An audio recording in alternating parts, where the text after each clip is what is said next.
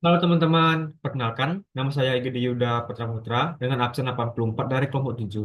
Di sini saya akan melakukan presentasi esai saya yang berjudul Pemanfaatan Artificial Intelligence untuk Deteksi Dini dan Pencegahan Traveler Diare. TD atau Traveler Diare adalah infeksi saluran cerna yang sering dialami oleh pelancong, di mana itu biasanya disebabkan oleh makanan atau minuman yang telah terkontaminasi dari virus, bakteri, atau parasit. Untuk gejala umumnya itu, biasanya kita akan mengalami seperti diare, mual, muntah, kram perut, dan dehidrasi. Untuk dampaknya itu sendiri, tentu saja jika kita terkena TD, itu bisa mengganggu perjalanan kita. Bahkan risiko bisa risiko komplikasi bisa meningkat jika tidak ditangani sejak awal. Nah, untuk faktor resikonya itu sendiri, TD umumnya terjadi di negara dengan sanitasi buruk, seperti Asia, Afrika, dan Amerika Latin. Menurut data global, sekitar 10 juta kasus pelancong yang terkena TD setiap tahunnya. Nah, dan juga sekitar 30-70% pelancong ke daerah yang berisiko bisa terkena TD. Nah, itu tuh bisa terjadi karena ke kebersihan kita yang buruk atau mengonsumsi makan atau minuman yang tidak higienis. Penyebab dan gejala. Seperti dari saya sebutkan tadi, penyebab utamanya itu adalah jika kita mengonsumsi dan makanan yang sudah terkontaminasi seperti oleh bakteri, virus, dan parasit. Contoh bakterinya itu adalah ETEC atau Salmonella. Untuk virus itu rotavirus atau norovirus, sedangkan untuk parasit itu seperti Giardia atau Entamoeba.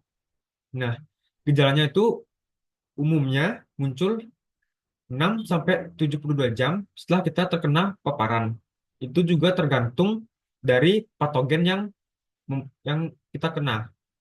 Nah, untuk komplikasinya itu sendiri, biasanya itu adalah dehidrasi parah, gangguan elektrolit, risiko tinggi pada anak, lansia, dan juga imun yang lemah. Nah, eh, inilah kenapa kita penting untuk melakukan deteksi dini, di mana dengan kita melakukan diagnosis cepat, itu bisa kita mencegah kita terkena komplikasi yang tadi saya sebutkan. Nah, selain itu juga terdapat tantangan yang sangat sering kita alami untuk melakukan deteksi dini, di mana masih banyak pelancong yang menganggap kalau TD ini adalah gejala yang ringan gitu. Jadinya itu yang bisa membuat kita mendiagnosis dari TD ini terlambat, gitu loh. Nah, maka dari itulah kita membutuhkan sistem yang dapat memproses data dan mendeteksi pola dengan cepat. Itulah kenapa, di mana kita memerlukan peran dari artificial intelligence atau AI. Di mana AI sendiri itu bisa memproses data, gejala, pelancong untuk diagnosis dini. Nah, AI itu sendiri kita bisa gunakan untuk membuat aplikasi, di mana aplikasi kesehatan yang berbasis AI. Ada beberapa keuntungan yang bisa kita dapatkan dengan membuat aplikasi kesehatan yang berbasis AI. Contohnya itu seperti pelapor gejala real time, di mana pelancong itu bisa melaporkan gejala-gejala yang mereka alami secara real time tanpa harus perlu kita ke dokter gitu loh. Nah, selain itu juga dengan kita melakukan pelaporan secara real time, itu bisa membuat AI merekomendasikan pengobatan awal, bahkan kapan kita harus ke dokter. Nah, selain itu juga AI bisa mendeteksi risiko berdasarkan data epidemiologi, di mana dengan banyaknya data AI yang dimiliki, itu bisa membuat AI memperingati atau bahkan menyarankan pelancong terhadap daerah tertentu yang ingin mereka datangi. Nah, dan selain dari penggunaan aplikasi, AI juga bisa digunakan dalam wearable sensor untuk memantau tanda vital.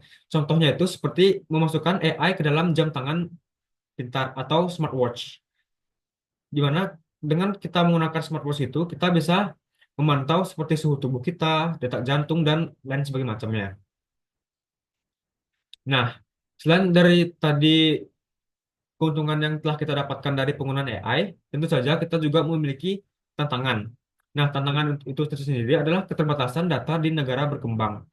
Nah, di negara yang memiliki sumber daya yang kurang cukup, itu mungkin memiliki data yang minim untuk bisa melatih AI mereka secara efektif. Selain itu juga, isu privasi dan keamanan data kesehatan pelancong juga perlu diper- diperhatikan. Di mana, seperti yang kita tahu, kita tuh harus memberikan data kita ke AI agar bisa didiagnosis oleh AI itu sendiri. Nah, itulah yang membuat mungkin orang lain bisa mengakses data kita melalui AI tersebut. Nah, itulah kenapa kita memerlukan regulasi yang jelas untuk perlindungan data dari si pelancong. Begitu. Nah, untuk kesimpulannya itu sendiri, di mana AI itu sangat berpotensi besar dalam mendeteksi dan pencegahan dari TD. Nah, AI itu bisa membantu pelancong dapat perawatan cepat dan tepat lebih awal. Nah, tantangannya mungkin ada, tapi pemanfaatan AI itu memiliki manfaat yang jangka panjang yang sangat signifikan bagi kesehatan global. Oke, ini adalah beberapa referensi yang saya gunakan. Baiklah, sekian dari saya. Jika ada salah kata, saya mohon maaf dan terima kasih.